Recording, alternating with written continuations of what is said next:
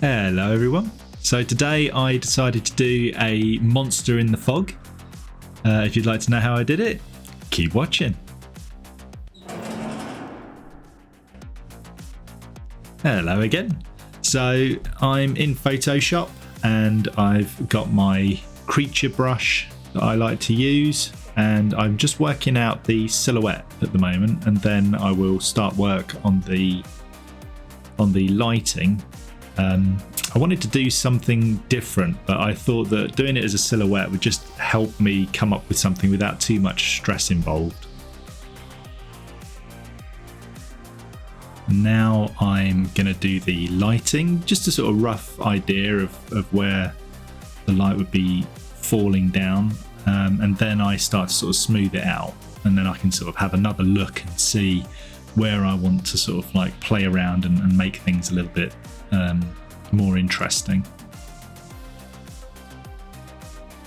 So now I just start to blend it a little bit using the mixer brush, and it's a soft brush, and it's just to kind of like blend things together and see if any more shapes kind of start to appear,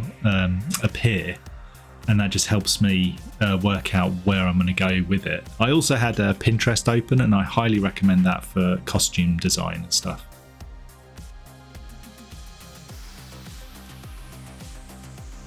Now I'm just going to work back in with the pencil and just try and sort of see what I can kind of make.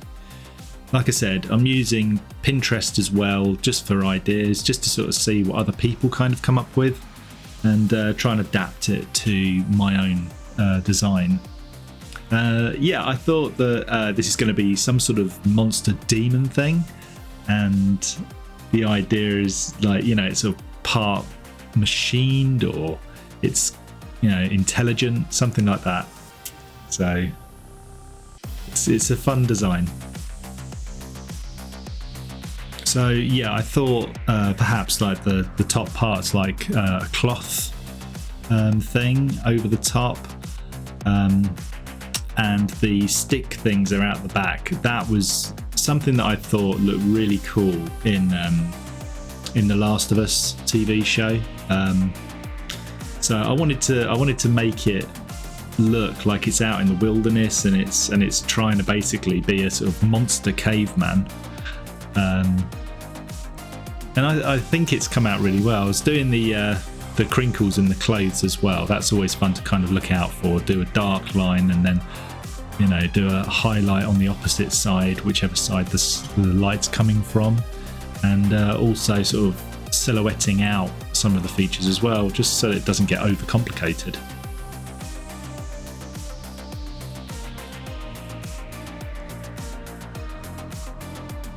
So yeah, really starting to sort of work in the ideas now. And then I sort of think, well, if I give it a pattern on the clothing as well, that's also sort of a way of showing its intelligence as well, or it used to have intelligence at least. So I think it's always good to just try and think of something, yeah, very simple little pattern. I do duplicate it as well, because I didn't have enough of these sort of stick things on the back, so I just thought, well, I'll just duplicate it, move the lower layer over a bit, and then do a layer mask and just clean that up, get rid of all of the rubbish. And then it's on to colouring, which is also a fun thing to do. But working in black and white just seems so much easier. You don't have to think about colour at all. So again, it's another thing I highly recommend, and the soft brush as well for doing the shading. Just try it out. And now I'm on to the colouring in. Very simple. I just changed the blending mode to colour, and applied a nice orange, like some sort of old uniform perhaps that this thing used to wear. I thought the sticks, obviously I'm going to go brown, and yeah, just doing highlights, getting a higher sort of colour of it, and putting it on. That always helps, just to kind of make it look three-dimensional. And I had to go teeth. I did them quite small at first, so I had to enlarge them. I think they look a little bit like teeth from the alien from the film Aliens, but never mind. So I lowered the opacity on a separate layer, then I just sort of like brought back those highlights, and then I sort of color coded them to be sort of orange as well eventually. But yeah, it just makes it look very sinister where you can just see the teeth. I also changed the color to the blending mode, which was linear dodge, color dodge, and that just brought out a lot of the highlights and it just made it pop, I think. You tell me.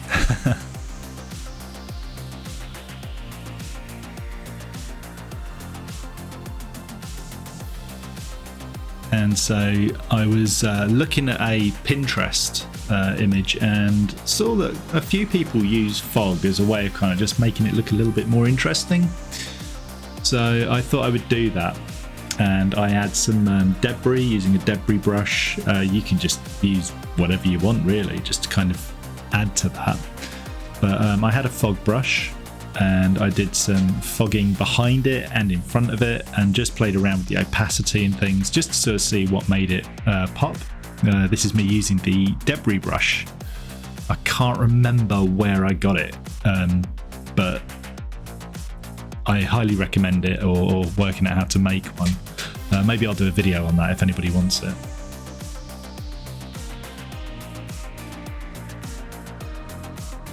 So I just duplicated the debris and made it a bit smaller, so it's got a bit of depth to some of them. They're not all like the same size. And just playing around with the gauge and blur, because some of them are going to be closer and some are going to be further away, and some of them were pixelated as well, so I had to make a layer mask and erase those out of the way.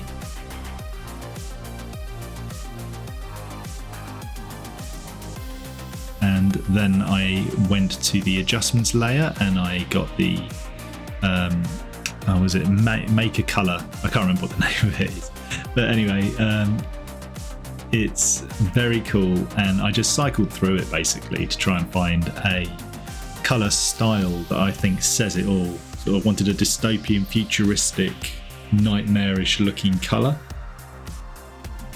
and I wanted it to kind of pop as well. I wanted it to be a bit sort of comic book art style, I guess. Let me know what you think in the comments below. So after I've got that sorted, then I go into filter again, and I go to the blur again and get the lens blur, which is a fun one to play around with. Kind of just blurs out the outer edges and just makes it softer, a bit like it's been taken with a camera. Makes it look a bit more cinematic. If you want my personal opinion of why I do it.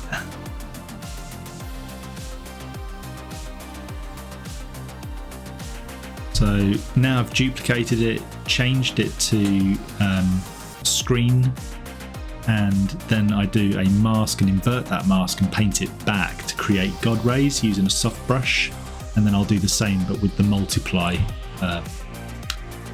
blend mode as well.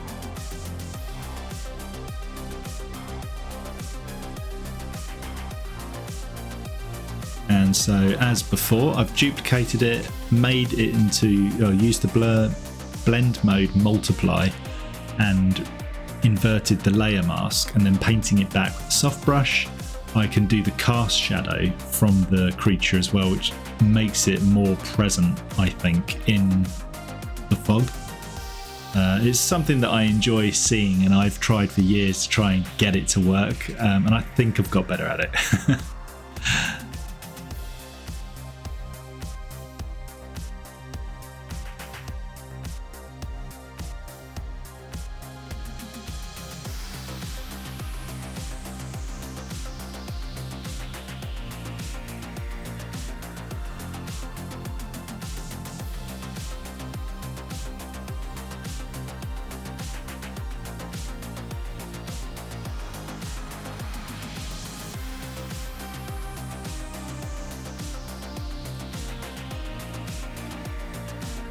And here's the finished article. So let me know what you think in the comments below and what you'd like to see. I also write books, horror and sci-fi. They can be found on Amazon if you look up Richard Coyley. And I'll see you again soon. Bye.